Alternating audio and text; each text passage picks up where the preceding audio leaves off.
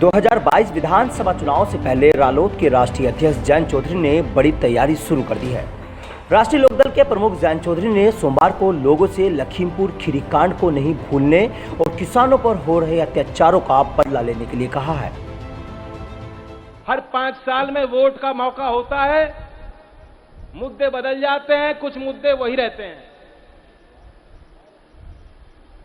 इस चुनावी समर में जब लोग आपके पास आएंगे, जो लोग आज मुंह पे ताला लगाए बैठे हैं, दुबक्के छुप रहे हैं, वो सोच रहे हैं ये माहौल बदल जाएगा, लोग भूल जाएंगे। ये जो नाम मैंने आपको बताए, नाम उनके आगे आपको लेने पड़ेंगे हर गांव में, और उनको पूछना होगा तुम कहां थे।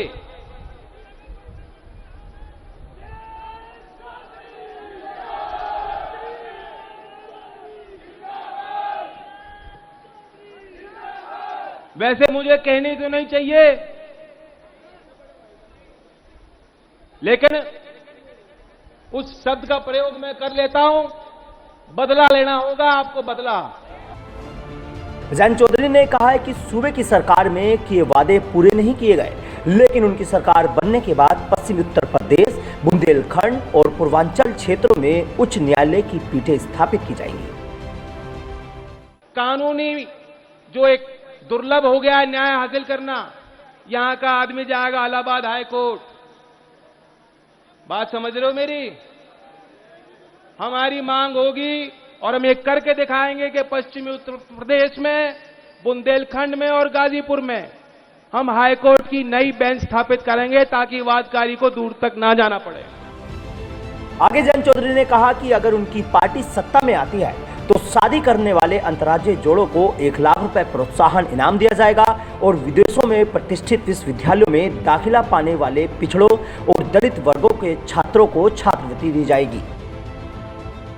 हमारी योजना यह है कि जो दुनिया में सर्वश्रेष्ठ प्रतिष्ठित विश्वविद्यालय हैं, 500, कुछ हमारे देश में IIT हैं, IIMs हैं, कुछ दुनिया में हैं, जहां भी हो, अगर कोई SC ST या पिछड़े वर्ग से बच्चे को वहां एडमिशन मिल जाती है तो उसका खर्चा हमारी उत्तर प्रदेश की सरकार उठाने का काम करेगी।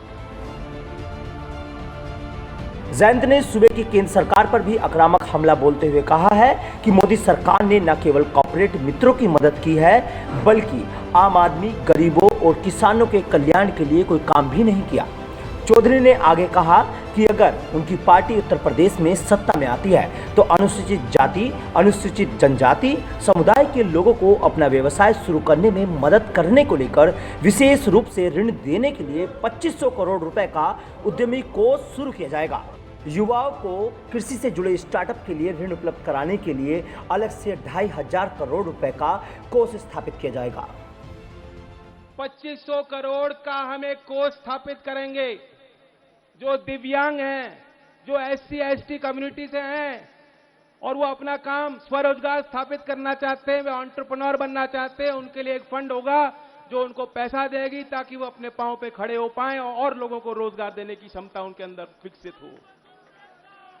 2500 करोड़ का जो कृषि के क्षेत्र में नई टेक्नोलॉजी लाते हैं, एग्री स्टार्टअप, उसे कहते हैं एग्रीकल्चरल स्टार्टअप, 2500 करोड़ रुपए का कोष हम उनके लिए स्थापित करेंगे ताकि गांव में अगर कोई कोल्ड स्टोरेज बनाना चाहता है, कोई सीड बैंक बनाना चाहता है, कोई ड्रिप इरिगेशन या नई विधि को किसानों तक पहुंचाना चाहता है, कोई नया बीज विकसित करना चाहता है, उसको पैसा राज्य के सरकार के उस कोष से दिया जाएगा। भले ही सियासत के महारथी अपनी सरकार आने पर जनता को ताज पहनाने की बात कर रहे हों, लेकिन इसकी जमीनी हकीकत तो सत्ता में आने के बाद ही पता चलती है। Bureau report, news 18 desk, Shamli.